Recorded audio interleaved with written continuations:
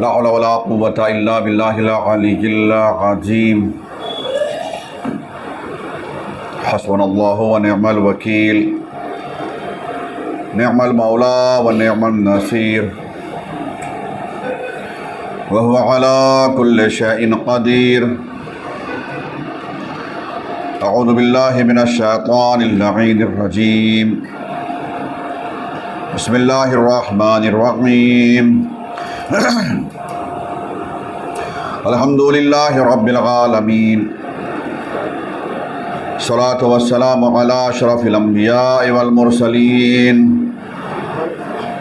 وخاتم النبيين سيدنا ونبينا وشفيع ذنوبنا وحبيب قلوبنا وطبيب نفوسنا مولانا أبي القاسم المصطفى محمد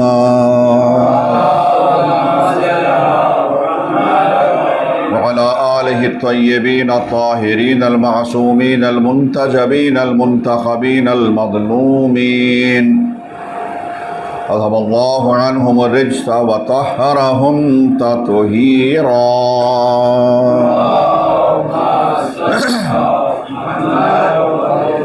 ولعنة الدائمة الباقية على أعدائهم وغاصب حقوقهم ومنكر فضائلهم ومصائبهم وعصمتهم أجمعين اللهم لعن ولا ظالم ظلم حق محمد وآل محمد وآخر تابع له على ذلك اللهم لعن العصابة التي جاهدت الحسين وشايعت وبايعت وتابعت على قتله اللهم لعنهم جميعا أما بعد فقد قال الله تعالى في القرآن الكريم بسم الله الرحمن الرحيم إنا فتحنا لك فتحا مبينا صلوات پڑھ لیجئے محمد وآلہ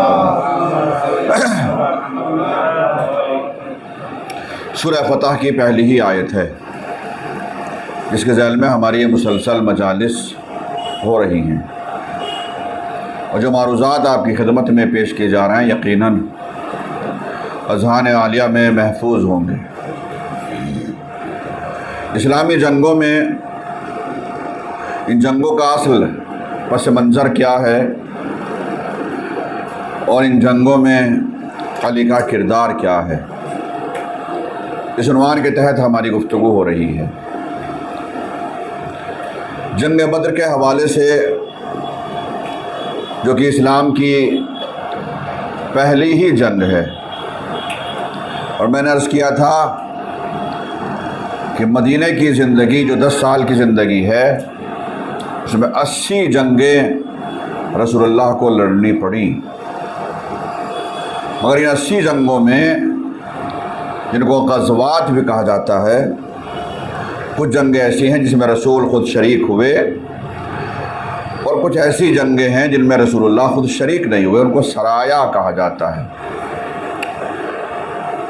لیکن آپ ذرا ڈیوائڈ دیکھ کر کے دیکھیں آپ، یعنی 10 سال کی زندگی مدینہ کی اور 80 جنگیں، تو اس طریقے سے ایک سال میں کئی جنگیں ہو رہی ہیں، اور وہ کئی جنگیں ایسی تھیں جو لمبی لمبی بھی چلی ہیں، کافی دنوں تک چلی ہیں۔ کوشش کریں گے ان کو بھی بیان کرنے کی۔ جنگ بدر میں میں نے کل آپ کی خدمت میں عرض کیا تھا کہ کتنا مختصر سا یہ ایک طرف ہے جو اسلامی لشکر ہے، صرف 313 افراد، اور مقابل میں ان سے کم 3 گنا 1000۔ ادھر گھوڑے ہیں، اونٹ ہیں، ہر طریقے کے اسلحے ہیں، اور ادھر کچھ بھی نہیں، نہ ہونے کے برابر ہے۔ لیکن اس کے باوجود مسلمان جو قتل کیے گئے، جن کو ہم شہداء کہتے ہیں، شہداء بدر، ان کی تعداد فقط 14، اور جو کفار قتل ہوئے ان کی تعداد 70، اور 70 ہی اسیر بھی کیے گئے۔ اور اب رسول اللہ کے اوپر یہ ذمہ داری تھی کہ رسول اللہ اپنے اخلاق کا مظاہرہ کریں، اور اخلاق کا مظاہرہ رسول اللہ نے کیا بھی۔ مثلا پہلی مثال میں دے رہا ہوں کس طریقے سے اخلاق، جنگ اپنی جگہ ہے، لیکن جنگ ہونے کے باوجود رسول اللہ نے، پروردگار عالم نے جن کو سر پر جن کے تاج رکھا ہے خلق عظیم کا، قرآن مجید نے کیا کہا؟ انک لعلی خلق عظیم، آپ اخلاق کے عظیم مرتبے پر فائز ہیں۔ تو کیسے ہیں آپ دیکھیے، مثلا ایک مثال اس کی یہ، جس زمانے میں رسول اللہ مکے میں رہا کرتے تھے اور رسول اللہ کو جب کفار و مشرکین اذیتیں پہنچایا کرتے تھے، اس زمانے میں ایک شخص تھا جس کا نام ہے ابو البختری۔ یہ ابو البختری لوگوں سے منع کیا کرتا تھا کہ نہیں اتنا نہ ستاؤ، یہ لوگوں سے کہا کرتا تھا، مشرکین سے کہا کرتا تھا اتنا نہ ستاؤ۔ اب جہاں تک اس کی بات میں اثر ہوتا تھا، مگر یہ منع کرتا تھا کم سے کم۔ اور بعد میں جب رسول اللہ شاب ابی طالب میں زندگی گزار رہے تھے تو معاہدہ تھا 3 سال کا، تو اس وقت بھی ابو البختری کی کوشش یہ تھی کہ جتنی جلدی ہو سکے یہ حصار ختم ہو جائے، یہ پابندیاں ختم ہو جائے، جو بائیکاٹ ہوا ہے یہ بائیکاٹ ختم ہو جائے۔ تو وہ کوشش کیا کرتا تھا، مگر تھا تو کافر، اور جنگ بدر میں یہ مشرکین کے لشکر میں آ، تو رسول اللہ نے باقاعدہ اپنے لشکر والوں سے کہا، اپنے سپاہیوں سے کہا تھا کہ ابو البختری کو کوئی قتل نہ کرنا، کافر لشکر میں ہے، لیکن رسول اللہ کو یہ احساس تھا کہ چونکہ اس نے کچھ نہ کچھ اس کی بہرحال کرم فرمائیاں تھی کہ لوگوں کو منع کیا کرتا تھا، لہٰذا یہ کہا کہ اس کو قتل مت کرنا۔ لوگوں نے کہا تھا ٹھیک ہے قتل نہیں کریں گے، لیکن مسئلہ کیا ہوا کہ جب مکے سے آیا یہ ابو البختری تو یہ اکیلا نہیں تھا، یہ ایک اونٹ کے اوپر سوار ہو کر آیا، اور اس اونٹ پر ساتھ میں جو رشتے کے اعتبار سے اس کا بھانجا لگتا تھا، یعنی اس کی ماں اسی کے قبیلے سے تھی، سگا بھانجا تو نہیں تھا، تو وہ بھی ساتھ میں تھا۔ تو یہ دونوں ایک طرح سے سمجھیے ماموں بھانجے ایک ہی ناقہ پر سوار ہو کر یا ایک ہی اونٹ کے اوپر سوار ہو کر آئے تھے۔ تو ایک شخص جو مسلمان لشکر میں ہے وہ ابو البختری کے سامنے تلوار لے کر وہ آ گیا، آمنے سامنے جنگ ہو رہی ہے، تو وہ جنگ کرتے کرتے اس سے کہہ رہا ہے کہ رسول اللہ نے تمہیں منع کیا، ہم سب کو منع کر رکھا ہے کہ تمہیں قتل نہ کریں، لہذا بہتر یہی ہے کہ تم جان بچاؤ اور بھاگ جاؤ۔ تو اس کو یاد آیا کہ مجھے منع کیا میرے لیے، کہ ہاں منع کر رکھا ہے تمہارے لیے، پورے لشکر سے کہا رسول نے کہ ابو البختری کو کوئی قتل نہ کرنا۔ تو اس کو احساس ہوا کہ دیکھو، مگر اس نے کہا کہ اور میرا ساتھی جس کے ساتھ میں آیا ہوں، کہنے لگا اس کو میں نہیں جانتا، لیکن تمہارے بارے میں باقاعدہ رسول نے فرمایا۔ اچھا اگر کوئی عقل مند اور انسان ہوتا تو وہ یہ کہہ سکتا تھا کہ ایک کام کرو، چلو تلوار چھوڑو، چلو مل لیتے ہیں نبی سے، ہو سکتا ہے کہ تمہاری وجہ سے تمہارے بھانجے کے بارے میں بھی کچھ رعایت کر دیں، کچھ چھوڑ دیں، کچھ کہہ دیں کہ اس کو بھی معاف کر دو، چھوڑ۔ مگر اس نے کہا کہ نہیں، مجھے تمہارے بارے میں معلوم ہے، فقط بھانجے کے بارے میں کچھ نہیں کہا۔ اس نے کہا بھائی میں ساتھ میں آیا ہوں، ایک ہی اونٹ پر سوار ہو کر آیا ہوں، اگر میں بھاگ جاؤں ایک طرف ہو جاؤں اور وہ قتل ہو جائے گا تو پھر کیا ہوگا، وہاں تو عورتیں مجھے تانا دیں گی، اپنی جان بچا کر بھاگ گیا، بھانجے کو قتل کرا دیا، میں تو ایسے نہیں جاؤں گا۔ اس نے کہا سوچ لو، تمہارے لیے بہتر ہے، تمہیں کوئی قتل نہیں کرے گا۔ مگر ابو البختری نہیں مانا اور وہ لڑتا رہا، اور نتیجہ یہ ہوا کہ آخر میں قتل ہو گیا۔ اب جو قاتل تھا اس نے یہ پوری داستان جنگ ختم ہونے کے بعد رسول اللہ کو بتائی۔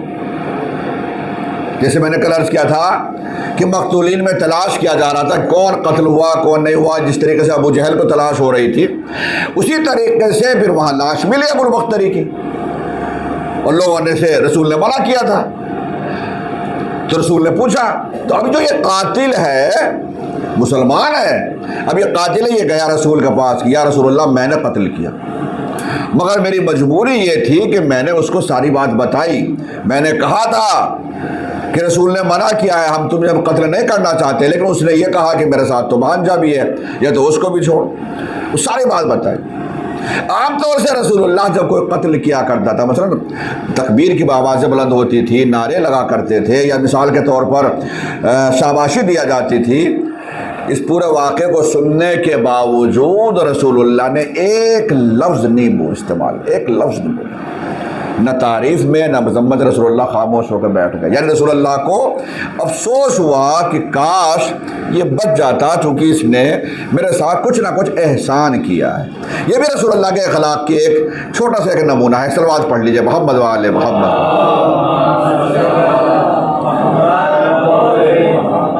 اب جب سب قتل ہو گئے, کفار 70 لاشیں پڑی ہوئی ہیں, تو ان 70 لاشوں میں اب ان کے ساتھ کیا کیا جائے. 14 مسلمان تھے, تو مسلمانوں کی تدفین ہو گئی. ان کا کیا کریں؟ اب ان کو ایسے تھوڑے پھینک سکتے ہیں کہ چیل کوے کھائیں گے ان کو.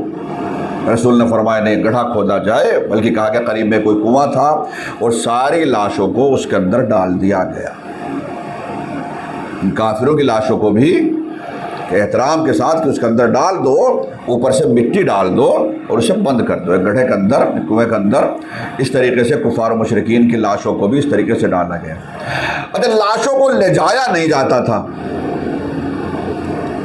عام طور سے جب کوئی قتل ہو گیا تو جہاں قتل ہو گیا ہم کہاں لے کے جائیں گے؟ اور کئی دن کا تو راستہ ہے, تو کہاں لے کے جائیں گے؟ جہاں کسی بھی جنگ کی بات ہو, جو جہاں قتل ہو گیا, کوئی اپنا ہو یا پرایا ہو, دوست ہو یا دشمن ہو, مسلمان ہو یا کافر ہو, جہاں قتل ہو گیا, جس میدان میں قتل ہو گیا, وہیں پر دفن کر دیا. تو اب اونٹوں پر کہاں لیے پھریں گے, یا گھوڑوں پر یا خچروں پر کہاں لیے جائیں گے؟ ایسے دفن کر دیا جاتا تھا. اب ہوا یہ کہ جو 14 اسیر جو اسیر ہوئے تھے 70, ان 70 کے 70 کے ساتھ رسول نے کیا سلوک کیا؟ جو صاحب حیثیت لوگ تھے ان میں تقسیم کر دیا کہ اب خود بھی کھاؤ اور ان کو بھی کھلاؤ. بھائی جب ایک آدمی کو اسیر کیا جا رہا ہے, آج کی طریقے سے جیل تھوڑی تھی, کوئی جیل کا تصور نہیں ہے کسی بھی حکومت میں کہ کوئی قید خانہ تھا, کوئی جیل تھا, اس میں ڈال دیا جاتا تھا. اسیروں کو اسیر کرنے کے بعد وہ جو صاحب حیثیت قبیلے ہوتے تھے ان میں تقسیم کر دیا جاتا تھا. یہ تمہارے گھر رہے گا, جو بھی گھر کا کچھ کام کاج کرتا ہے, کھلانے پلانے کی ذمہ داری تمہاری ہے. یہ تمہارے گھر رہے گا, یہ تمہارے رہے گا. البتہ یہ پیغام بھجوا دیا جاتا تھا, تمہارا آدمی ہمارے یہاں اسیر ہے, ایک فدیہ معین ہو گیا, مثلا 1000 درہم, 500 درہم, یہ جو بھی کوئی معین کر دیا جیسا آدمی دیکھا اس اعتبار سے. تو اب یہ فدیہ دے دو اور اپنا آدمی چھڑا کر لے جاؤ, یہ ہوتا تھا. اور میں نے کل مثال دی تھی کس طریقے سے خاص طور سے انصار نے قربانیاں دی ہیں. اور ایسے بھی واقعات ملتے ہیں کہ جنگ بدر میں جو اسیر ہوئے وہ کہتے ہیں کہ جنہوں نے ہمیں سنبھالا, جن کے گھر پہ ہم رہتے تھے, خود مکان مالک ایسا کھانا نہیں کھاتا تھا جتنا اچھا ہمیں کھلاتا تھا. یعنی ان اسیروں کو کہتے ہیں وہ خود تو کبھی کبھی کھجورے کھا کے بس سو جاتے تھے, لیکن ہمیں روٹیاں دیتے تھے کہ ہم منع بھی کرتے تھے کہ نہیں مگر نہیں. اچھا, ایک چیز اور ہے, رسول اللہ نے اپنے جس انداز سے اخلاق کا مظاہرہ کر رہا تھا مکے میں, تو مکے والے بھی جانتے تھے کہ اسیر ہے تو کیا ہوا. وہ ایسا تھوڑی کہ وہ جو ہے وہ ہل چلوائیں گے, ان سے سکون سے رہیں گے, کوئی بات نہیں ہے تو کیا ہوا. یعنی کوئی ایسا تو نہیں ہے کہ ان سے پتھر توڑوائے جائیں گے یا کوئی ان کے جو ہے جیسے جیل میں ہوتا کام کروایا جائے گا, کچھ بھی نہیں. کیا نہیں کیا, اسیر ہے تو کیا ہوا. تو جو صاحب حیثیت لوگ تھے انہوں نے فدیہ دیا, پیسے دیے, اور آدمی اپنے کو چھڑا کر لے کر چلے گئے ان 70 میں سے. لیکن کچھ ایسے تھے کہ جن کے واقع حالات نہیں تھے, انہوں نے کہا یا رسول اللہ ہمیں کوئی چھڑانے والا ہے نہیں, اور ہمارے گھر کے حالات بھی ایسے نہیں ہیں کہ کوئی ہماری قیمت ادا کرے گا اور کوئی چھڑا کر لے کر جائے گا. تو کئی لوگوں رسول اللہ نے ویسے بھی چھوڑ دیا. پھر جیسے میں نے کل کہا تھا, کچھ لوگ ایسے تھے کہ جن کے بارے میں رسول کو خبر بھی تھی یا پتہ چل گیا کہ یہ پڑھنا لکھنا جانتے ہیں, تو رسول نے فرمایا تو پھر ایک کام کرو, اگر فدیہ نہیں دے سکتے تو 10 لڑکوں کو پڑھاؤ. تو 10 آدمی ان کے ذمہ دے دیے کہ 10 آدمیوں کو پڑھنا لکھنا سکھا دو، یہ سیکھ جائے گا، تم چلے جانا۔ اس طریقے سے آزاد کیا، ٹھیک ہے۔ اور سب سے بڑی مثال ملتی ہے بڑی عجیب۔ کل میں نے کہا تھا کہ بدر میں جو قتل ہوئے ہیں ان میں سے معاویہ کا رشتہ، جو چند لوگ تھے مین، ان میں سے معاویہ کا نانا ہے نا عتبہ، نانا کا سگا بھائی، پھر اس کا بیٹا یعنی جو معاویہ کا ماموں لگتا ہے، اور ان میں سے ایک معاویہ کا بھائی بھی تھا، یعنی ابو سفیان کا ایک بیٹا معاویہ کا بھائی ہوا، ایک ابو سفیان کا بیٹا بھی تھا۔ میں نے ہندا کے حوالے سے بھی ذکر کیا تھا کہ ہندا کا باپ قتل ہوا، اس کا چچا قتل ہوا، ہندا کا بھائی قتل ہوا، ہندا کا بیٹا بھی قتل ہوا، اس کا نام تھا حنظلہ۔ مگر ایک بیٹا جو قتل ہوا حنظلہ، ایک بیٹا اور تھا، اس کا نام تھا عمرو، وہ اسیر ہو گیا تھا۔ ان 70 میں ایک ابو سفیان کا بیٹا بھی تھا۔ اب چونکہ ابو سفیان تو تھا نہیں، اس جنگ میں تو آیا نہیں تھا، وہ تو مال تجارت کے لے کے وہ تو اس قافلے کے ساتھ گزر گیا تھا، مگر اس کے بیٹے آئے تھے۔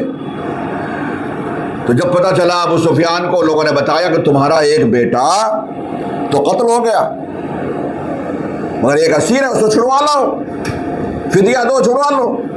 تو کہتا ہے یعنی جانی نقصان کے بعد اب مالی نقصان بھی کروں؟ اب سوچیے اس کی ذہنیت کیسی تھی۔ کہہ رہا کہ جانی نقصان تو ہو گیا، اب مالی نقصان بھی، ارے رہنے دو، مجھے معلوم ہے کہ محمد اس کے ساتھ کوئی برا سلوک نہیں کریں گے، آ جائے گا۔ یعنی دشمن ہونے کے باوجود یہ جانتا ہے کہ رسول اللہ واقعاً کس اخلاق کی کس منزل پر فائز ہے۔ صلوات پڑھ لیجئے محمد والے محمد۔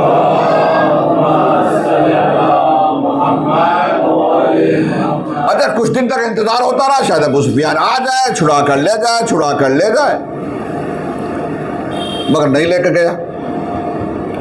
تو اس کو بھی احساس رہا شاید خود ہی چھوڑ دے، شاید خود ہی چھوڑ دے، مگر ادھر سے خود بھی نہیں چھوڑا گیا۔ اتفاق کی بات کہ ایک معمر شخص مدینے کے رہنے والے انصار میں سے تھے، اچھا بڑا قبیلہ تھا، وہ عمرہ کرنے کے لیے چلے گئے مکہ۔ قبیلہ بڑا تھا، بزرگ آدمی، شریف آدمی، اور یہ سوچتے ہوئے کہ دشمن میرے ساتھ کیا سلوک کریں گے، برا سلوک کریں گے، بوڑھا آدمی ہوں میں تو۔ اپنی شرافت میں وہ چلے گئے جناب مکہ عمرہ کرنے کے لیے۔ ابو سفیان نے دیکھ لیا کہ ارے یہ آئے، اچھا، کہنے لگا کہ عمرہ کرو، یہاں جاؤ۔ انہیں پکڑ لیا اور پیغام بھجوا دیا، میرا بیٹا چھوڑ دو، اس کو لے جاؤ۔ اب وہ قبیلے والے رسول اللہ کے پاس پہنچے کہ یا رسول اللہ، وہ بیچارے گئے تھے، بزرگ آدمی عمرہ کے لیے گئے تھے، پتہ نہیں عمرہ بھی ہوا نہیں ہوا۔ وہ ابو سفیان نے پکڑ لیا اور اس نے پیغام بھجوایا کہ میرا بیٹا چھوڑ دو، میرا بیٹا رہا کر دو تو میں اس کو چھوڑ دوں گا۔ تو قبیلے والوں کی بات رسول اللہ نے مان لی، تو فدیہ دیے بغیر ابو سفیان نے اس طریقے سے اپنا بیٹا چھڑوا لیا، اور رسول اللہ کو اس کے بیٹے کو رہا کرنا پڑا۔ اس کا نام تھا عمرو۔ صلوات پڑھ لیجیے اب ایک بار اور، محمد و آل محمد۔ تو یہ تاریخی واقعات ہیں۔ یہ جنگ کس سن میں ہوئی ہے، کب ہوئی تھی؟ کل تاریخ بتائی تھی نا میں نے، بھول گئے آپ؟ رسول اللہ کے ہجرت کرنے کے بعد جب یہاں آئے ہیں، اس کے بعد پورے 1.5 سال کے بعد، رمضان المبارک کا مہینہ تھا۔ رمضان المبارک کی 17 تاریخ کو یہ پہلی جنگ بدر ہوئی ہے، مگر رسول اللہ میدان میں جانے کے لیے تقریباً 1 ہفتہ پہلے نکل گئے۔ میں نے بتایا تھا 2 تاریخ کو 2 جاسوس بھیج دیے پہلے 10 تاریخ کو، 12 تاریخ کو پھر خود نکلے۔ اور اگلے سال اسی وجہ سے رسول اللہ نے جو اعتکاف کیا 20 دن کا کیا تھا۔ کہنے لگے 1 سال تو 10 دن کا تو اس سال کا، اور پچھلے سال چونکہ میں نے جنگ بدر کی وجہ سے اعتکاف نہیں کیا تو 10 دن کا اس کا وہ قضا کے طور پر۔ تو رسول اللہ 20 دن تک اعتکاف میں رہے تھے، 10 دن اس سال کے اور 10 دن گزشتہ سال کے۔ تو یہ جنگ بدر ہوئی تھی सन 2 हिजरी में, याद रखिएगा सन 2 हिजरी में हुई थी और महीने के एतबार से रमजान मुबारक का महीना था। अब यहाँ से पूरा 1 साल के बाद जंग ओहद होती है। बस फर्क यह है कि रमजान का महीना नहीं है, शव्वाल का महीना है, यानी ईद का महीना है। और ईद की 15 तारीख, शव्वाल की 15 तारीख को जंग ओहद होती है। अब ये जो 1 साल का अरसा हुआ, इस 1 साल में पूरी तैयारियां जंग की हो रही हैं। जंग की तैयारियां मुसलमानों की तरफ से कम हो रही हैं, कुफ्फार की तरफ से ज्यादा हो रही हैं, क्योंकि उन पे तो पहाड़ टूट पड़े। अरे जहां वो ये सोच रहे थे कि गए और आए, बचा ही क्या है ही क्या लोग मदीने में, उनका साथ देने वाला है कोई, हम तो 1000 हैं, अब तो सारे असल है। और यहाँ मामला बिल्कुल उल्टा पड़ गया। कहते हैं मक्के में कोई घर ऐसा नहीं था जिसमें, यानी हम अपनी ज़बान में जैसे कहते हैं फर्श अज़ा ना बिछाई गई हो, क्योंकि हर घर में से पता चला ये क्यों रो रहा है, कहा इनका बाप मर गया, एक और इनका मामू मर गया, इसमें क्या हुआ कि वो भतीजा मर गया, इसमें कोई भांजा मर गया, इसमें फला मर गया, इनका बाप मर गया, इनका बच्चा मर गया, कोई 70 आदमी। और जिनके मरे नहीं थे उसमें कोई का असीर पड़े हुए हैं। अब असीरों के साथ क्या सलूक होगा क्या नहीं मालूम, ये भी डर है। तो पूरा गम का माहौल है पूरे मक्के में। मगर जो मेन होशियारी दिखाई है वो अबू सुफियान ने दिखाई। अबू सुफियान ने, और अगर अबू सुफियान कुछ ठंडा भी पड़ता था तो उसकी बीवी ठंडा नहीं होने देते करती, यानी हिंदा नहीं चाह रही थी किसी तरीके से मामला ठंडा हो जाए। किस तरीके से, अब सुनिए। अब आप जिन घरों में मैयतें हुई थी, यानी ये कत्ल हुए थे, अगर रोते थे घर वाले तो हिंदा नहीं रोने दिया करती थी। अबू सुफियान मना करता था मर्दों को, नहीं नहीं रोना नहीं है, रोना नहीं है। अरे बाप मर गया बच्चे रो रहे हैं, नहीं नहीं नहीं रोना नहीं है। भाई मर गया तो भाई रो रहा है, नहीं रोना नहीं है, क्यों नहीं रोना। वो जानते थे कि अगर ये रोएंगे तो इंतकाम का जज्बा ठंडा हो जाएगा, अगर रोना बाकी रहेगा तो इंतकाम की आग रहेगी कि नहीं जनाब मैं तो भाई का बदला लूंगा, या मसलन बाप का बदला लूंगा, या जो भी जिसका जो रिश्तेदार था, ताकि वो इंतकाम का जज्बा बरकरार रहे। तो रोने तक नहीं दिया था। और हिंदा खास तौर से गले में ढोल डाल के और घर घर जाकर भूलना नहीं है, अली को भूलना नहीं है। क्योंकि मसला क्या हुआ, जब ये काफिला आ रहा था ना तो लोग इस्तकबाल कर रहे थे। तो इस्तकबाल कैसे हो रहा था, तो वो सोच रहे थे कि जिनको कत्ल किया होगा शायद उनके सर नेज़े पर उठा कर लेकर आएंगे, तो नेज़े नजर नहीं आए। क्या बात। फिर पता चला कि और क्या, गले घोड़ों या गलों या ऊँटों के गले में डाल लिया करते थे सर, जिनको कत्ल किया जाता था, ये तरीका होता था। तो जनाब वो भी सर भी नजर नहीं आ रहे। फिर आखिर में मालूम किया कि यार वो भी नजर नहीं आ रहे, फला भी नजर नहीं आ रहे। सबसे आगे जो मेन था अबू जहल, तो वो भी नजर नहीं आ रहा है। तो लोगों ने पूछना शुरू किया हुआ क्या, सर नजर नहीं आ रहे, फला फला नजर भी नहीं आ रहे, वो भी नहीं नजर। अरे कहने लगे जंग जीत के नहीं आए, हार के आए। हार के आए हो कहा, और वो कहा कि अली ने कत्ल कर दिया, वो कहा कि अली ने कत्ल कर दिया, वो कहा कि वो अली ने कत्ल कर दिया। जिसको पूछो अली, भाई 50% से ज़्यादा तो अली ने कत्ल किए थे ना। तो अब क्या किया, हिंदा ने गले में डालकर ढोल घर घर जाती थी कि अली को भूलना नहीं, अली को भूलना नहीं। यानी अब उसकी नज़र में रसूलुल्लाह से भी ज़्यादा जो मेन दुश्मनी थी वो अली से हो रही। और जैसे मैंने कहा, अगर ठंडा भी मामला होता, अबू सुफियान अगर थोड़ा बहुत ठंडा पड़ता था तो इसके जो सीने में आग थी, और उसकी वजह थी भाई वो देखिए, वो एक अलग चीज़ है, इस्लाम और कुफ्र का मामला अभी फ़िलहाल साइड में रख के अब ज़रा रिश्तों को सोच लीजिए आप कि जहाँ हिंदा का बाप मर चुका, यानी बाप कत्ल हो चुका, चचा कत्ल हो चुका, भाई कत्ल हो चुका, बेटा कत्ल हो चुका, वो बनी उमैया के और कई अहम लीडर थे, अहम माने जाते थे जवान, वो कत्ल हो गए। तो दुश्मनी तो होगी। इसलिए वो चाह रही थी कि नहीं, ठंडा बैठने का क्या मतलब, ठंडा तो बैठना ही नहीं है, बदला तो लेना है। इसीलिए अगले साल अब तैयारियां हो रही है, देखें कि बदला लेना है। ابو سفیان نے سب سے اہم بات دیکھی. ابو سفیان نے کہا جب تک میں محمد سے جنگ نہیں کروں گا، قسم کھائی اس وقت تک نہاؤں گا بھی نہیں. کبھی آپ نے ایسی قسم سنی ہے؟ ایسی ایسی قسمیں، جیسے کل میں نے مثال دی تھی نا کہ وہ قسم کھا رہا ہے کہ جاؤں گا اسی حوض پہ پانی پیوں گا اور حوض توڑوں گا، اور آخر میں قتل ہو گیا. ابو سفیان قسم کھا رہا ہے میں قسم کھاتا ہوں جب تک محمد سے، چونکہ اس کا ارمان رہ گیا، وہ جنگ میں تھا نہیں، کہتا جب تک قتل نہیں کروں گا، یا جب تک، اصل تو قسم کھائی تھی جب تک جنگ نہیں کروں گا، قتل کی نہیں. صلوات پڑھ لیجیے محمد و آل محمد.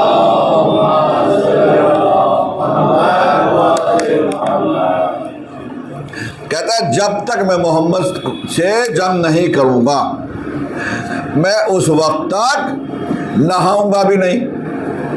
قسم کھا لی. اب تو یہ بیچارے ابھی تو آئے ہیں، یہ لڑکے کٹ پھٹ کے تو یہ آئے ہیں، اب یہ فوراً کہاں سے چلے جائیں گے جنگ کے لیے؟ نتیجہ یہ ہوا کہ رمضان میں تو یہ جنگ ہوئی ہے، رمضان کے بعد شوال، ذوالقعدہ، ذوالحجہ 3 مہینے گزر گئے اور 3 مہینے تک نہایا نہیں. اور لوگ کے پاس جاتا تھا، لوگ اسے بدبو آنے لگی تو لوگ اسے بھگانے لگے. اب اس کی سمجھ میں نہیں آ رہا کہ کریں تو کیا کریں. چندہ اکٹھا ہو رہا ہے، طے یہ ہوا کہ جتنے بھی ہمیں پروفٹ ہو رہا ہے اس میں بھی، یا جو ہوگا جو قافلے جائیں گے اس میں، اسلحہ خریدو، گھوڑے خریدو، اونٹ خریدو، زرے خریدو، تلواریں خریدو، جوان کہیں سے بھی لائیں کرائے پہ بھاڑے کے، ادھر سے ادھر سے کہیں سے بھی لاؤ، کریں گے انتظام، قتل کریں گے، بدلہ لیں گے، مگر میں تو نہیں نہوں گا اس وقت تک جب تک جنگ نہیں کر لوں. اب 3 مہینے گزر گئے تو لوگ اس سے جان بچانے لگے کہ بدبو آ رہی ہے اس میں سے، اور ابھی کوئی جانے کے لیے تیار نہیں ہے. تو اس نے اب کیا کیا کہ اپنا کم سے کم شگون سا ہو جائے کہ ہاں میں بھی تاکہ نہا لوں. اس بہانے سے ایک غزوہ ہے، کیونکہ تاریخ میں یہ موجود ہے، میں اس لیے بیان کر رہا ہوں، یعنی جو 80 ہیں ان میں سے یہ بھی شامل ہے. اس غزوے کا نام ہے غزوہ سویق. ہوا کیا کہ اب اس نے 200 جوانوں کو یہ ساتھ لے کر آتا ہے، 200 کو، اور لے کر آیا، اور کہتا طریقہ اس نے یہ اختیار کیا کہ رات میں چلتا تھا اونٹوں پر، جو ادھر سے قافلہ چلا مکے سے تو رات میں سفر کرتے تھے اور دن میں کہیں چھپ جاتے تھے، کہیں خبر نہ مل جائے مدینے میں، اور رسول اللہ کہیں پہلے ہی سے تیاری شروع کر دیں ہمارے مقابلے کے لیے، تو رات میں چلو. تو رات پوری رات سفر کرتے تھے، اور جب دیکھا صبح ہونے لگی تو کہیں چھپ جاتے تھے. اس طریقے سے مدینے کے باہر جا کر انہوں نے قافلہ اپنا روکا، وہ 200 آدمی، اور اس کا یہ خیال تھا کہ مدینے میں جائیں، جب ہم داخل ہوں گے تو مدینے میں کچھ یہودی ہیں، اور وہ جو یہودی ہیں وہ ہماری مدد کریں گے. یہودیوں کا ایک قبیلہ، میں اس کے بارے میں بتا رہا ہوں ابھی، چونکہ 79 میں وہ بھی شامل ہے، وہ ایک غزوہ ہے وہ بھی، اور اس کا نام ہے غزوہ قینقاع. میں سمجھتا ہوں کچھ الفاظ ایسے ہیں جو شاید آپ پہلی بار سن رہے ہیں کہ یہ بھی کوئی جنگ ہوئی تھی. قینقاع، قاف یہ نون قاف الف قینقاع، یہ غزوہ ہے. اب یہ کیا ہے وہ بتاؤں گا آپ کو. تو یہ اور دوسرے کچھ قبیلے تھے یہودیوں کے جو اور سے تھے. تو یہ رات میں قافلے کو اپنے باہر روکا اس نے، اور اندر گیا. وہ ایک قبیلے والوں کا دروازہ کھٹکھٹایا، انہوں نے نہیں کھولا، کسی اور کے پاس گیا، ایک دو نے دروازہ کھول لیا کہ ہاں کیا بات ہے. کہنے لگے 200 آدمی لڑکے لے کر آیا ہوں میں ساتھ میں، فل اسلحہ ہے، اور حملہ کر دیتے ہیں رات میں، ابھی تم ہمارا ساتھ دو. یہودیوں سے کہتا ہے. انہوں نے کہا بھائی جان بچانا بھاری ہو رہی ہے ہمارے لیے، ہمیں نہ پھنساؤ. اور نتیجہ یہ ہوا کسی نے اس کا ساتھ نہیں دیا. اب یہ باہر جا کے پھر واپس مایوس ہونے لگا. اب دقت اس کے ساتھ یہ ہے کہ نہ جایا نہیں 3 مہینے سے، قسم پوری کیسے کروں، کوئی ساتھ دینے کے لیے تیار نہیں ہے.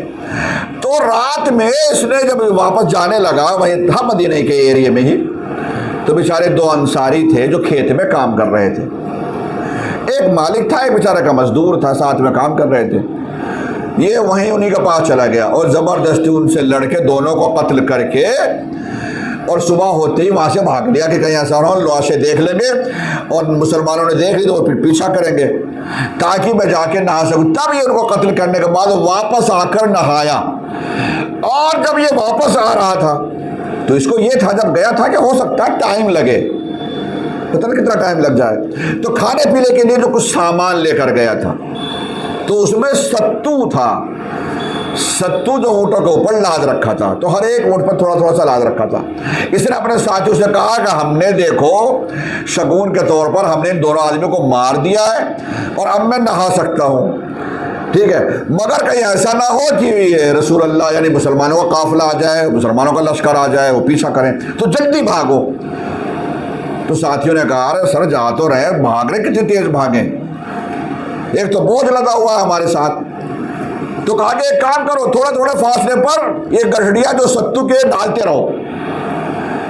تو یہ اونٹوں سے ایک گڑھڑی ڈال دی, تھوڑا سا آگے چلنے کے بعد دوسرے اونٹ سے ڈال دی, وہ ڈال دی. اب جب مسلمان پتہ چل گیا مسلمانوں کو, مدینے والوں کو, کہ دو انصاری کو قتل کر دیا گیا اور ایسے ایسے مسئلہ ہے, جلدی سے لازم مدینے سے بھاگے پیچھے. تو جب باہر مدینے سے باہر نکل کے گئے تو دیکھا ستو کی گڑھڑی پڑی ہوئی ہے, تو وہ اٹھائی, آگے گئے تو پھر دیکھا وہ پھر پڑی ہوئی ہے, پھر گئے تو پھر.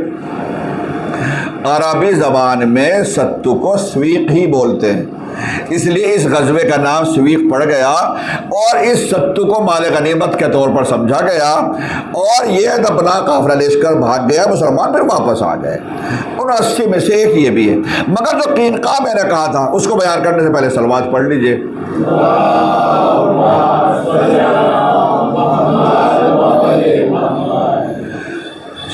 جنگ بدر کے بعد حقیقت میں سب سے پہلا جو غزوہ ہوا وہ یہی ہوا تھا. مدینے میں یہودیوں کے ساتھ معاہدہ یہ تھا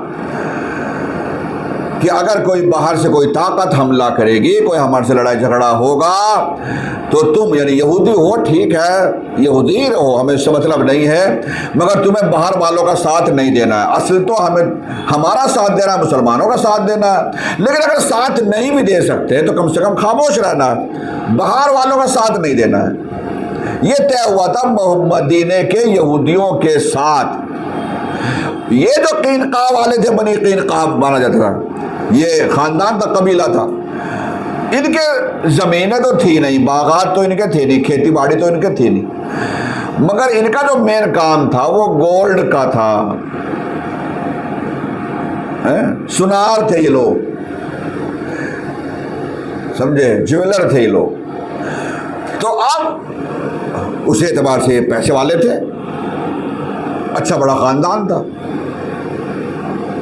اور پیسہ ہونے کی وجہ سے کچھ جوان بدتمیز بھی تھے.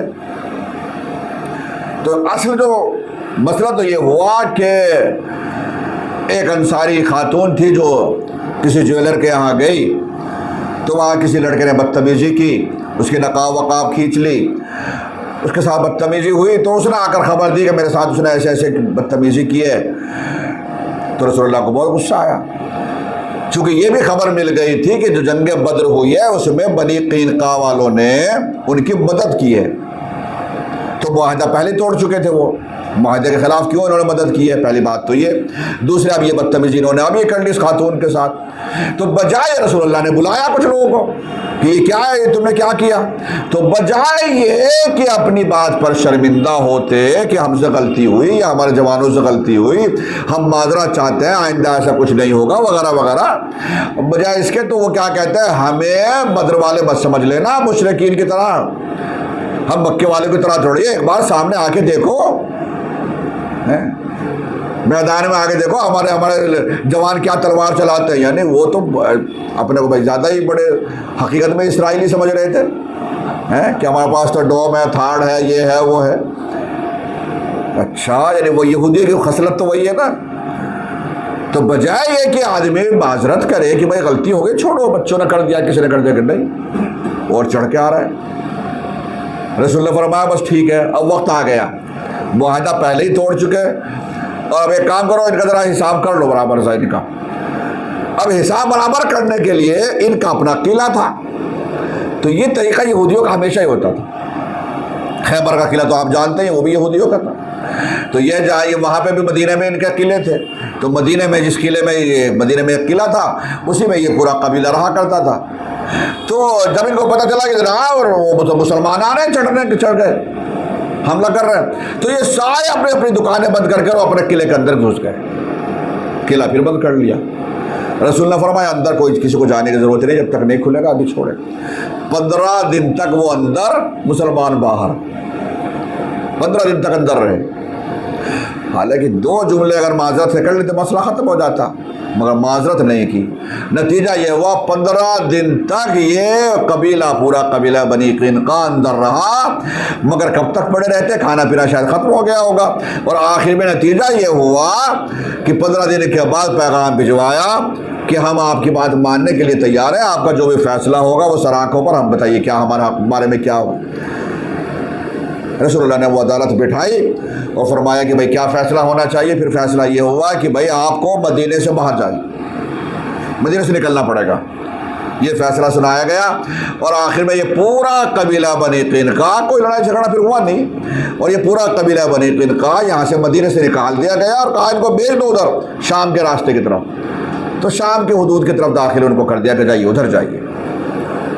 تو 80 میں یہ بنی قینقاع بھی شامل ہے جناب علی.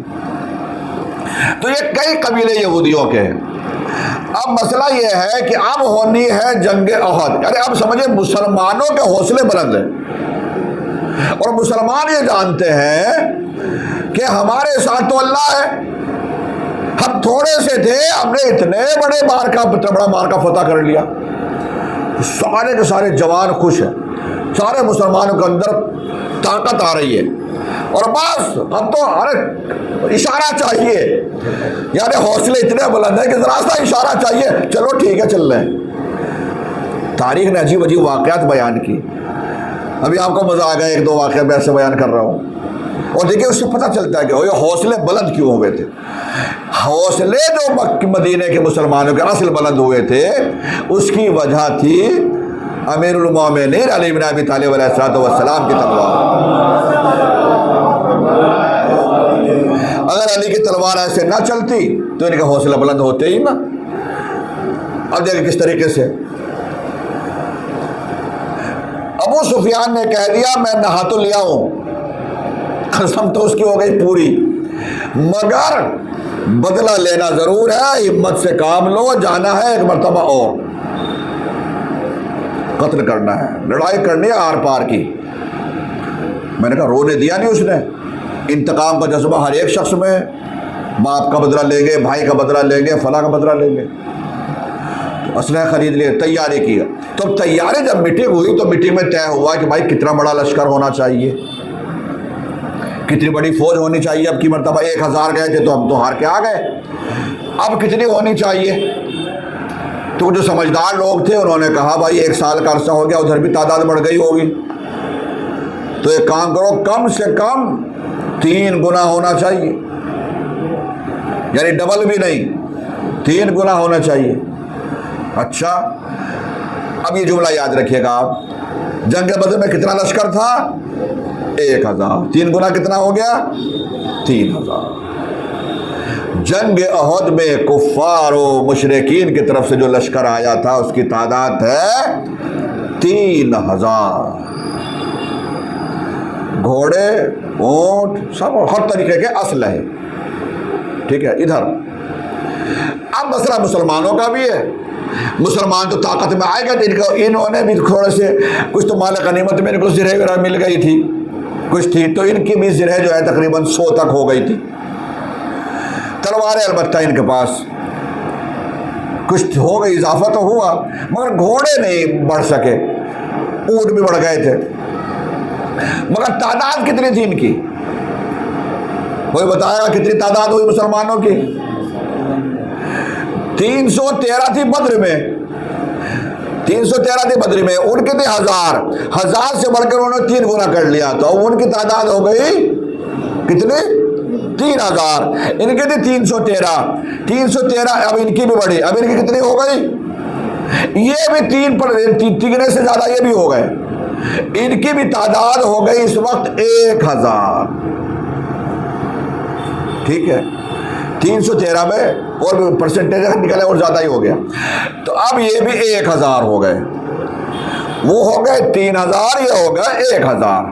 ان 1000 میں کیسے کیسے ہیں؟ مگر کیا سارے جوان ہیں؟ نہیں، ان میں بوڑھے بھی ہیں، ان میں بچے بھی ہیں، ایسے ایسے لوگ ہیں۔ اور ایسے ایسے لوگ ہیں، یعنی بچے کیوں ہیں؟ چونکہ ایک تو سب کو یعنی جو وہ جب گھروں پہ آ کر بتایا نا سب نے، اور جو سامان لے کر آئے مال غنیمت، تو بچوں کے اندر بھی جوش پیدا ہو رہا ہے، ہم بھی چلیں گے، ہم بھی چلیں گے، تھوڑی تھوڑی عمر کے لڑکے ہم بھی چلیں گے۔ منع بھی کیا کہ نہیں، مگر نہیں، لشکر تیار ہو رہا ہے جناب، چلیں گے ہم بھی چلیں گے۔ چلو لشکر جب تیار ہونے لگا تو تیاری تو ادھر بھی ہو ہی رہی تھی، معلوم تھا کام کا بدلہ تو لیں گے۔ تو جنگ بدر اور جنگ احد، دھیان رکھیے گا، ان دونوں کے درمیان میں جو فاصلہ کتنا ہوا؟ 1 سال سے زیادہ ہی ہو گیا، 1 سال تقریباً، بلکہ سمجھیے 13 مہینے ہو گئے تقریباً۔ 15 شوال کو یہاں سے جانا ہے، مگر اس سے پہلے 2-3 تو غزوے ہو گئے، اور 2-3 غزووں کے درمیان میں ایک اہم کام ہوا، اور وہ یہ ہوا کہ شہزادی زہرا سلام اللہ علیہ کی شادی امیر المومنین سے ہوئی۔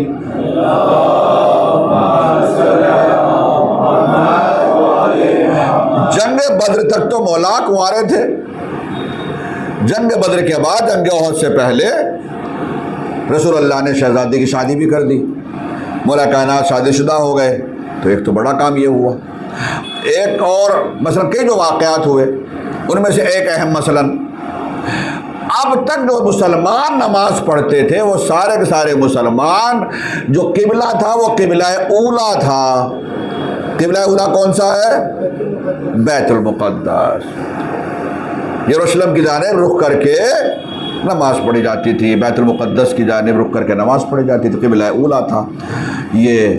لیکن اسی درمیان میں آیت نازل ہوئی، کئی اختلاف ضرور ہے، مگر جو مشہور ہے وہ یہی ہے کہ 15 رجب سن 3 ہجری کو پھر یہ تحویل قبلہ ہوا، اور رسول اللہ پھر یعنی شاید کچھ حضرات ایسے ہوں کہ شاید جو انہوں نے دیکھ بھی رکھا ہو، مدینے میں آج بھی وہ مسجد ہے، میں بھی گیا تھا ابھی جب، تو میں بھی زیارت کر کے آیا ہوں، اس مسجد کا نام ہی ہے مسجد، کیا نام ہے؟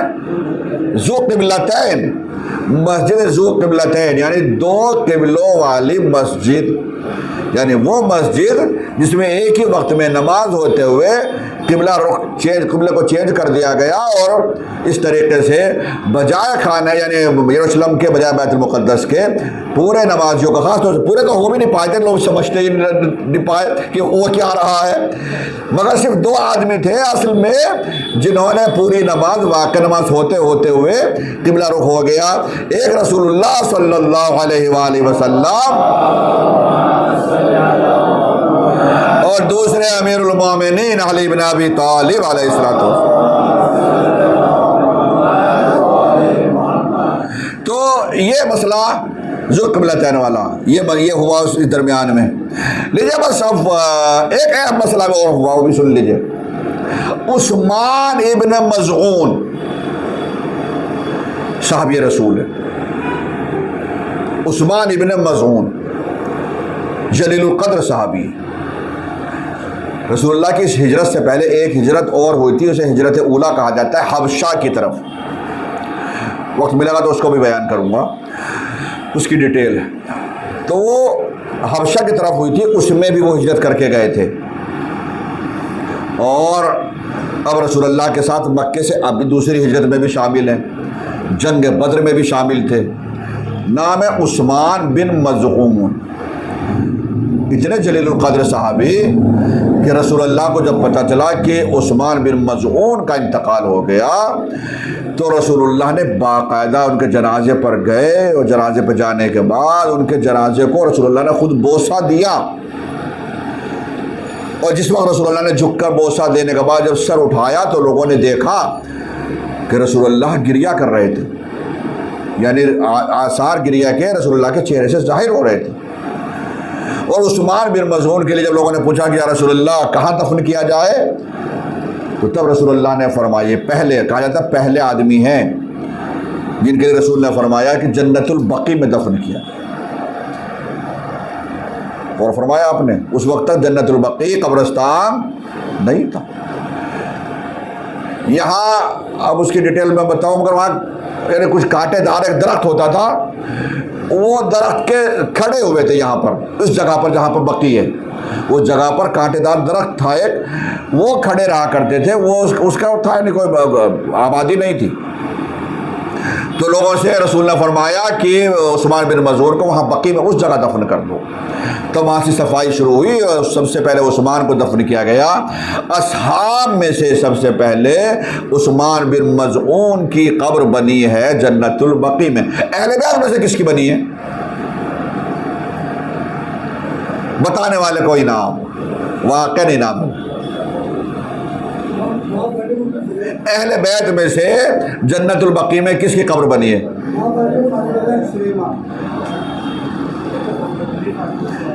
شہزادی کی شہادت کس تاریخ میں ہوئی؟ کب ہوئی؟ رسول اللہ سے 70 دن پہلے۔ بہت گیپ ہے، ابھی تو بہت گیپ ہے بھائی۔ اہل بیت میں سے سب سے پہلے قبر جو بنی ہے خود رسول اللہ ہی کے فرزند تھے جناب ابراہیم، رسول اللہ ہی کے فرزند تھے۔ جب ان کا انتقال ہوا تو لوگوں نے پوچھا کہ یا رسول اللہ ان کو کہاں دفن کیا جائے؟ تب رسول نے فرمایا عثمان کے بازو میں دفن کر دیا جائے، عثمان بن مظعون کے۔ تو اہل بیت میں سے خود رسول اللہ ہی کے بیٹے کی قبر سب سے پہلے بنی ہے جنت البقیع میں۔ یاد رکھیے گا یہ باتیں، میں پھر کہہ رہا ہوں مجلس میں پڑھی نہیں جاتی، مگر میں چاہتا ہوں کہ آپ کچھ یہاں آئے ہیں تو کچھ سیکھ کے جائیں، کچھ یاد کر کے جائیں۔ اچھا یہ بھی عجیب بات ہے یا نہیں ہے؟ یہ جب آپ کے مزاج کا جملہ کہہ رہا ہوں، یہ بھی عجیب بات ہے یا نہیں؟ عثمان بن مظعون کسی مدینے میں انتقال ہوتا ہے، رسول اللہ گریہ کرتے ہیں، لاش کا بوسہ لیتے ہیں، رسول اللہ خود نماز جنازہ پڑھاتے ہیں۔ 35 سال کے بعد اسی مدینے میں ایک عثمان پھر قتل ہوا، اس کی لاش بھی پڑی رہی، جنت البقیع میں بھی دفن نہیں ہوا۔ اور حد یہ ہے کہ امیر المومنین موجود تھے، لیکن اس کے باوجود علی نے نماز جنازہ بھی نہیں پڑھائی۔ اور آخر میں مسلمانوں نے جب دیکھا لاش پڑی ہوئی ہے تو یہودیوں کے قبرستان میں دفن کرنا پڑا۔ صلوات پڑھیے۔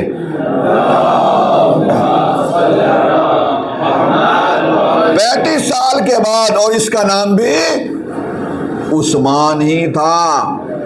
عثمان کی بات کر رہا ہوں میں، ابھی سوچ رہے تھے کون ہوگا؟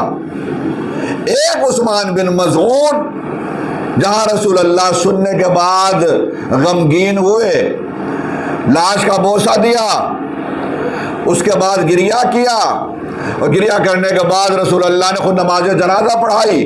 جب قبر میں اتارا گیا، قبر رکھی گئی، رسول اللہ نے فرمایا سرحان نے، رسول اللہ نے کے حکم سے باقاعدہ پتھر رکھا گیا۔ یہ عثمان بن مظعون صحابی رسول۔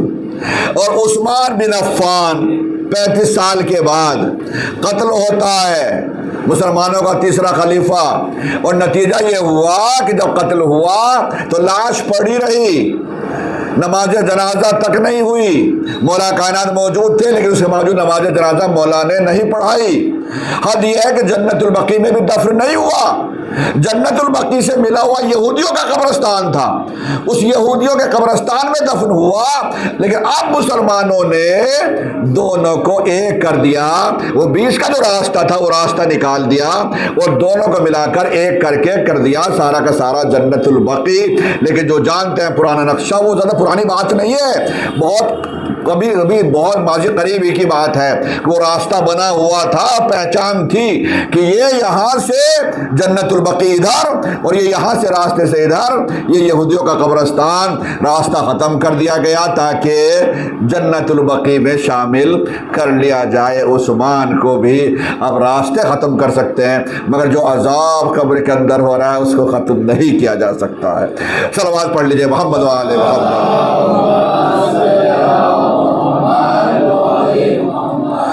تو اب اذان گرامی میں جلدی سے میں جو بات، ارے تو وقت گزر گیا، وقت تو بہت زیادہ گزر گیا، لیکن مگر میں ایک بات تو کم سے کم پڑھ ہی لوں، باقی تو پھر باتیں ہو جائے گی۔ بس ایک اچھی بات یہی ہے کہ ورنہ یہ دقت ہو جاتی ہے کہ ارے بات بیچ میں رہ گئی، تو وہ رہنے والا مسئلہ نہیں ہے بھائی، آج نہیں تو کل، ہے نا۔ مگر ایک میں چیز میں خاص طور سے آپ پڑھنا چاہوں گا، وہ اس لیے پڑھنا چاہوں گا کہ میں نے کل وعدہ کیا تھا، ایک نام میں نے آپ کے سامنے ذکر کیا تھا، وہ شجاعت کا جو مظاہرہ کیا اس صحابی رسول نے، کیا نام ہے اگر کوئی بتا دے؟ معاذ نام تھا، جس کا ہاتھ پر وار کیا تھا ابو جہل کے بیٹے نے، جس نے ابو جہل کو زخمی کر دیا تھا۔ اکرمہ نے اس کا ہاتھ کو زخمی کر دیا، ہاتھ کٹ گیا، کھال باقی رہ گئی، اس نے اپنے پیر اس کے نیچے دبایا ہاتھ، اس کا نام کیا تھا؟ معاذ، معاذ بن عمرو بن جموح، یہ نام تھا، معاذ بن عمرو بن جموح۔ یہ تو عثمان کے زمانے تک زندہ رہے، مگر ان کے دو باپ تھے عمرو بن جموح، یہ لنگڑے تھے۔ سنیے گا ذرا غور سے، بس آخری بات ہے، وقت بہت چونکہ گزر گیا۔ یہ لنگڑے تھے، اور جہاد کس کو کرنا ہے؟ جو صحیح سالم ہو۔ کل میں نے کہا تھا نا کہ رسول اللہ نے اپنے وہاں پر روک دیا اپنے ایک صحابی کو، ابو لبیب کو، کہ جا کے آپ نماز پڑھائیے۔ کیوں؟ کیونکہ وہ نابینا تھے۔ ایک کو بھیجا، ابو لبیب کو ایسے بھیجا کہ آپ کو وہ دیکھنا ہے، اور جو ابو مختوم تھے ان سے کہا کہ نہیں آپ جو ہے نماز پڑھائیے گا، ایک کو مدینے کی عمارت ہو۔ مگر یہ بیچارے ان کے پیر میں لنگ تھا عمرو بن جموح کے، تو یہ جو بیچارہ خود ہی اپاہج ہو، وہ جنگ کیسے کر سکتا؟ لیکن جنگ بدر کا اثر یہ ہوا کہ ہر کوئی یہ چاہ رہا تھا کہ ہم بھی جائیں، ہم بھی جائیں، ہم بھی جائیں۔ وہ ایک مین چیز تھی جو میں رہ گئی، جو میں بتا رہا تھا کہ بچوں میں بھی شوق پیدا ہوا، وہ رہ گیا، وہ انشاءاللہ میں کل بتاؤں گا۔ تو عمرو بن جموح، رسول اللہ نے جب لشکر تیار ہونے لگا تو رسول نے دیکھا عمرو بن جموح بھی آ رہے ہیں، تم کہاں آ رہے ہو؟ کہ جناب میں بھی جاؤں گا جنگ کرنے کے لیے۔ رسول نے فرمایا آپ جنگ نہیں کر سکتے۔ کیوں نہیں جنگ کر سکتا ہوں یا رسول اللہ میں؟ کہ نہیں، چونکہ آپ اپاہج ہیں، آپ نہیں۔ کہا یا رسول اللہ یہ تو کوئی بات نہیں ہوئی، میں اجر و ثواب اگر لینا چاہتا ہوں تو میں اس سے محروم، ایک تو یعنی میرا تو کوئی نقص نہیں ہے، میری تو کمی نہیں ہے۔ اب یہ اگر پروردگار نے مجھے ایسا بنایا تو میں کیا کروں؟ مگر میں تو یہ فضیلت حاصل کر کے رہوں گا، جاؤں گا میں تو۔ رسول نے، اب رسول کیا جواب دے؟ رسول اللہ انتظار کر رہے ہیں۔ نتیجہ یہ ہوا کہ خصوصی طور پر اللہ کو پیغام بھجوانا پڑا، میرے نبی لے چلو۔ اپاہج ہونے کے باوجود عمرو بن جموح گئے، مگر جانے سے پہلے جب پتہ چلا رسول نے خوشخبری دی ہے، ہاں خود آپ کے لیے پیغام آ گیا، بسم اللہ، خوش ہو گئے، میں بھی جاؤں گا جہاد کرنے کے لیے۔ خود سے اسے چلا نہیں جا رہا، مگر جوش دیکھیے کیسا تھا۔ جب جانے لگے تو مسجد کے دروازے سے لپٹ گئے، اور مسجد سے لپٹ کر دعا کر رہے ہیں، اللہم لا تردنی الی اہلی، پروردگار میں شہادت چاہتا ہوں، مجھے واپس میری اہل کی طرف نہ پلٹانا، دعا کر۔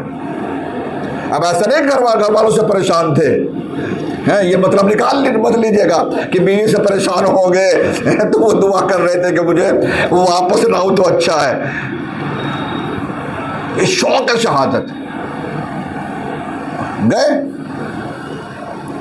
اب دیکھیے میں یہ چیزیں اس لیے پڑھ رہا ہوں تاکہ مطلب ہمیں فخر ہونا چاہیے، فخر ہونا چاہیے۔ نتیجہ کیا ہوا کہ گئے میدان میں، جنگ کی انہوں نے باقاعدہ۔ جس وقت جنگ کی ہے تو دشمن نے ان کے تلوار ہاتھ میں ہے، اور جس وقت یہ لڑ رہے تھے اسی وقت دشمن نے ان کے سینے پر نیزہ مارا، بھالا۔ تو جیسے وہ نیزہ ان کے سینے پہ لگا، مارا ایسے، وہ سینے میں لگ گیا تو اندر گھس گیا۔ دشمن چاہ رہا تھا اسے نکالنے کے لیے، اور انہوں نے دیکھا کہ میرے تو اندر آدھا گھس گیا، اور وہ یہ دیکھ رہے تھے کہ اگر میں نکالنے کی کوشش کروں گا اس کو باہر تو یہ تو نکل تو جائے گا مگر دشمن بھاگ جائے گا، تو بجائے نکالنے کے انہوں نے زور آگے کی طرف دیا تاکہ وہ نیزہ پیچھے سے پار ہو جائے۔ اب آپ سمجھیے، آپ یہ جذبہ مسلمانوں میں ایسے تھے، ایسے ایسے صحابی تھے رسول کے، یعنی وہ جو لعنتی تھے وہ اپنی جگہ، یہ جنگ بدر و احد والے ایسے ایسے بھی لوگ تھے۔ نتیجہ کیا ہوا کہ بجائے یہ کہ وہ اس نیزے کو ایسے نکالے، انہوں نے زور دیا تاکہ وہ نیزہ پیچھے کی طرف سے نکل جائے، اور وہی ہوا۔ وہ جو نیزہ تھا وہ پیچھے کمر کی طرف پار ہو گیا، اور جیسے نیزہ پار ہوا تو سامنے جو ہاتھ میں لیے ہوئے وہ دشمن تو قریب ہو گیا، اور جیسے قریب ہوا انہوں نے وہ مرتے مرتے اپنی تلوار سے اس کو بھی مار دیا۔ نتیجہ کیا ہوا کہ تو نے مجھے تو مار دیا، تجھے بھی چھوڑوں گا نہیں، جانے نہیں دوں گا، خود شہید ہو گئے۔ دعا اللہ نے قبول کر لی، اللہ سے دعا یہی کی تھی، پروردگار مجھے میرے اہل کی طرف واپس نہ پلٹانا، واپس نہیں پلٹے، واقعی شہید ہو گئے، مگر اپنے دشمن کو بھی جہنم رسید کر کے تب شہید ہوئے ہیں۔ صلوات پڑھ لیجئے۔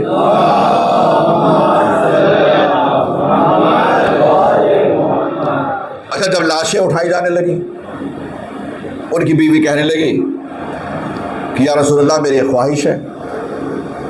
فرمائیے وہ کیا؟ اچھا، جنگ احد میں کچھ عورتیں بھی گئی تھیں، اور خاص طور سے میں کل بیان کروں گا کہ 3000 کا لشکر تو وہاں تھا، مگر ہندا بھی کچھ عورتوں کو لے کر آئی تھی، بڑے بڑے قبیلوں کی عورتیں، جس میں سے خاص طور سے 15 خاتون جو بڑی مانی جاتی تھی، اہم، ان کو لے کر آئی تھی، ڈھول بجاتی پھر رہی تھی، حوصلہ بڑھانے کے لیے گیت گا رہی تھی۔ خیر وہ ابھی کل بیان کریں گے۔ تو نتیجہ یہ ہوا کہ رسول اللہ سے فرمایا عمرو بن جموح کی زوجہ نے کہ یا رسول اللہ میری خواہش ہے کہ میں اپنے شوہر کو اپنے گھر لے جاؤں لاش۔ میں نے کہا نا کہ لاشیں وہیں دفن جاتی تھی عام طور سے، مگر یہ بہت زیادہ دور نہیں ہے۔ فرمایا میں اپنے گھر لے جاؤں گی، میں چاہتی ہوں اپنے گھر پہ دفن کر دوں۔ رسول نے فرمایا بسم اللہ، اگر عمرو بن جموح جانا چاہتے ہیں تو لے جائیے۔ رسول نے فرمایا اگر جانا چاہتے ہیں تو لے جائیے۔ اب لاش اٹھائی، اور جو بھی سواری تھی، اونٹ تھا یا خچر تھا یا جو بھی گھوڑا تھا، اس کو اوپر رکھا، جیسے رکھتے تھے لاش گر جاتی تھی، پھر رکھا پھر گر گئی، اور کئی مرتبہ لاش رکھی اوپر، لیکن جو میدان احد کا بارڈر ہے اس سے باہر لاش نہ جا سکی، کئی مرتبہ کوشش کرنے کے باوجود لاش گر جاتی تھی۔ رسول نے فرمایا عمرو بن جموح کی دعا تھی کہ مجھے واپس نہ پلٹانا، اللہ نے دونوں اعتبار سے قبول کی، یعنی روح کے اعتبار سے بھی جسمانی اعتبار سے بھی۔ اب اس کو باہر مت لے جاؤ، یہیں دفن کرو۔ اور پھر میدان احد میں ہی جہاں جناب حمزہ کی قبر ہے، آپ جانتے ہیں جناب حمزہ کی شہادت، بتائیں گے انشاءاللہ کل آئے گی بات، جہاں دوسرے شہدائے احد ہیں وہیں پر جناب عمرو بن جموح کی بھی قبر شہدائے کربلا میں وہیں پر موجود ہے۔ صلوات پڑھ لیجئے محمد و آلہ۔ گفتگو انشاءاللہ کل آگے بڑھائیں گے، بس آج چند جملے مسائل غور چن لیے۔ اور اب تو دیکھیے آدھا محرم ہو گیا، اور جب ہم کہتے ہیں آدھا محرم تو سمجھ لیجئے انہیں اب تمہید بنانے کی تو ضرورت ہی نہیں ہے مسائل پڑھنے کے لیے، اب کچھ کہنے کی ضرورت ہی نہیں ہے۔ اب تو یہ تاریخیں وہ آ گئیں جو تاریخیں جن کو ہم کہتے ہیں خصوصی یا مخصوصی یا منسوب تاریخیں۔ کل 5 تاریخ ہے اور آج 5 کی شب ہے۔ 5 کی تاریخ جو ہوتی ہے وہ جناب اون و محمد سے منسوب ہے۔ 6 تاریخ جناب علی اکبر یا بعض جگہ پر جناب علی اصغر سے منسوب ہے۔ 7 تاریخ جناب قاسم سے منسوب ہے۔ 8 تاریخ جناب علی اکبر سے منسوب ہے، جناب عباس سے منسوب ہے۔ 9 تاریخ جناب علی اصغر یا کہیں پہ جناب علی اکبر۔ تو یہ آج کی جو شب ہے جناب اون و محمد کی شہادت کی شب کی مناسبت سے یہ تاریخ مانی جاتی ہے۔ کم سے کم یہی سوچ کر پرسہ دے لیجئے آپ شہزادی زینب کو، بچوں کا پرسہ یہی سوچ کر دے لیجئے کہ بچے اتنے مظلوم ہیں جن پر ماں بھی نہ رو سکی۔ ماں اپنی اولاد پر روتی ہے، مگر یہ ایسی ماں جس نے کہا کہ میں اپنے بھائی کا ماتم کروں گی، بچوں پر گریہ نہیں کروں۔ تو پورے تاریخ میں آپ دیکھ لیجئے، یعنی سفر میں دیکھ لیجئے آپ، شہزادی زینب نے بچوں کی پرواہ نہیں کی، بچوں پر گریہ نہیں کیا۔ حد یہ ہے کہ جس وقت شہادت کے بعد بھی، جس وقت رہائی ہوئی ہے تمام شہداء کربلا کے سر آ رہے تھے، جب بھی کوئی سر آتا تھا، حمید ابن مسلم کہتا ہے کہ جب سر آ رہے تھے کوئی بی بی آگے بڑھتی تھی، سر لے لیا کرتا۔ جناب اکبر کا سر آیا، جناب لیلہ نے لے لیا، جناب قاسم کا سر آیا، جناب ام فروا نے لے لیا۔ ایسے سر آ رہے تھے، بیبیاں لیتی جا رہی تھی۔ کہتے ہیں 2 سر ایسے آئے جن کو کوئی لینے والا نہیں تھا۔ حمید ابن مسلم کہتا ہے میں سید سجاد کے پاس گیا اور میں نے پوچھا سید سجاد کیا ان بچوں کی ماں مر گئی؟ کیا ان بچوں کی ماں زندہ نہیں ہے؟ حمید ابن مسلم کہتا ہے ایک دم سید سجاد تڑپ گئے اور رو کر کہتے ہیں بھائی حمید ایسے مت کہو، ان بچوں کی ماں میری پھوپھی زینب ہے، مگر زینب کا کہنا یہ ہے کہ میں اپنے بھائی کا ماتم کروں گی، بھائی پر گریہ کروں گی، بچوں پر نہیں رو گی، اور نہیں روئی۔ شب عاشور ہر ایک خیمے میں خواتین ہیں، مائیں ہیں جو اپنے بچوں کو لیے بیٹھے، کل قربانی کا دن ہے، کل قربانی پیش کرنی ہے۔ انہیں تمام خیموں میں سے ایک خیمہ ایسا ہے جس میں اون و محمد کو لیے بیٹھی ہے شہزادی زینب، میرے بچوں کل قربانی کا دن ہے، تو میں اپنے ماموں کے اوپر قربانی پیش کرنی ہے۔ اور دونوں بچے کہہ رہے ہیں ہاں ماموں، بس ہمیں آپ اجازت دلوا دیجئے، آپ اجازت دلوا دیجئے۔ جس وقت شہداء سلسلہ شہادت کا سلسلہ شروع ہوا تو ایک مرتبہ شہزادی زینب کی نظر پڑی دونوں بچوں کے پر، دونوں بچوں کو بلایا اور بلانے کے بعد پوچھا کہ تم ابھی تک زندہ ہو؟ ایک مرتبہ بچے کہتے ہیں کہ اماں ہم کیا کریں، کئی مرتبہ ماموں کے پاس جا چکے ہیں، ماموں جو ہے ہمیں اجازت ہی نہیں دیتے، کب میں لے کر جاتی ہوں۔ دونوں بچوں کو اون و محمد کو شہزادی زینب خود لے کر گئی۔ ایک مرتبہ بھائی سے کہتے ہیں یہ میری جانب سے یہ ہدیہ قبول کر لیجیے، دونوں کو اجازت دیجیے، ٹائم نہیں ہے بس میں ختم کر رہا ہوں میرے عزیزوں۔ دونوں بچوں کو اجازت دے دی، اور اب جب اجازت ملی ہے تاریخ یہ کہتی ہے کہ بچے چھوٹے ہیں، ایک بچے کو ان بڑے بھائی کو جناب امام حسین نے خود سوار کیا، جناب عباس نے دوسرے کو سوار کیا، یعنی ایک ماموں نے ایک بھانجے کو، دوسرے ماموں نے دوسرے بھانجے کو، اس طریقے سے گھوڑوں پر سوار کیا، اور اب یہ رخصت ہوتے ہیں۔ مگر چونکہ جعفر طیار کے پوتے تھے اور حیدر کرار کے نواسے تھے، واقعا جو جنگ کرنے کا طریقہ ہے اس انداز سے جنگ میں ماہر غازی ابوالفضل عباس کے شاگرد، اور اس انداز سے جنگ کی ہے کہ دشمن بھاگنے پر مجبور ہو گئے، فوج بھاگنے پر مجبور ہو گئی، کوفے کی دیواروں سے ٹکرا رہے ہیں، اور دونوں بچوں نے نہر کو فتح کر لیا، اور دونوں بچے ہیں جو آپس میں بات کر رہے ہیں کاش بھیا ہم سکینہ کا مشکیزہ لے آتے، کاش سکینہ کا مشکیزہ لے آتے تو سکینہ خیمے میں پیاسی نہ ہوتی۔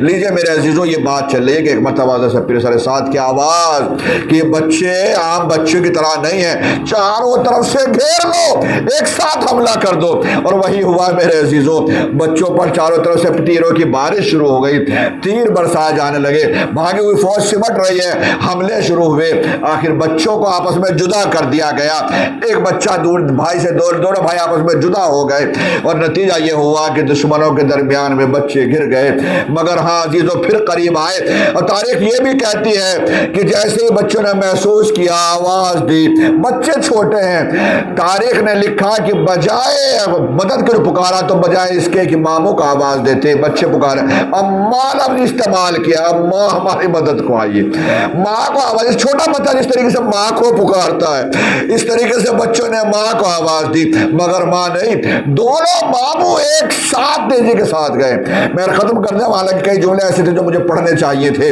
مگر وقت کی وجہ سے میں نہیں پڑھ پا رہا ہوں۔ دونوں بچے جس وقت آواز دیتے ہیں امام، دونوں ماموں تیزی کے ساتھ گئے ہیں عزیزوں، اور جیسے ہی جا کر دیکھا تو دونوں بھانجے ہیں جس میں روح تو باقی ہے، جس میں روح باقی ہے، تھوڑی سی روح باقی تھی، دونوں بچوں نے، دونوں ماموں دونوں بھانجوں کے اوپر جھک گئے، دونوں بھانجوں نے اپنے جسم کی پوری طاقت کو سمیٹا، ماموں کو سلام کیا، امام نے سلام کا جواب دیا، اور ایک مرتبہ اپنے ہاتھ کو بلند کیا اور ماموں کے سر پر ہاتھ رکھا، اور ہاتھ رکھنے کے بعد سر پر یہ جملہ کہا جو علماء ذاکرین بیان کرتے ہیں کہ فرمایا ماموں جان آپ اماں سے کہہ دیجئے گا آپ کے سر کی قسم ہم فرات پر ضرور گئے تھے، پانی نہیں پیا ہے، ہم فرات پر ضرور گئے تھے مگر ہم نے پانی نہیں پیا، اتنا جملہ کہا جس میں سے روح نکل گئی۔ اب دونوں بھانجوں کی لاشوں کو دونوں ماموں ساتھ میں لے کر آ رہے ہیں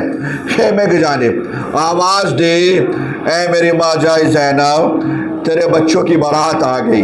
خیمے کے دروازے پر شہزادی زینب کھڑی ہو گئی، بس آخری جملہ مجلس تمام۔ خیمے کے دروازے پر شہزادی زینب کھڑی ہو گئی، اور کھڑی ہونے کے بعد جملہ کہا، میرے بھائی، میرے بھائی، پہلے مجھے یقین دلاؤ میرے بچوں نے پانی تو نہیں پیا؟ بابو تڑپ گئے، حسین تڑپ گئے۔ فرمایا، اے میری بہن زینب، میں امام وقت ہو کر گواہی دیتا ہوں، تیرے بچے پیاسے شہید کیے گئے، تیرے بچے پیاسے ذبح کیے۔ الا لعنت اللہ علی القوم الظالمین وسیعلم الذین ظلموا ای منقلب ینقلبون انا للہ وانا الیہ راجعون رضا بقضائہ وتسلیما لامرہ ربنا تقبل منا انک انت السمیع العلیم۔ ماتم رسول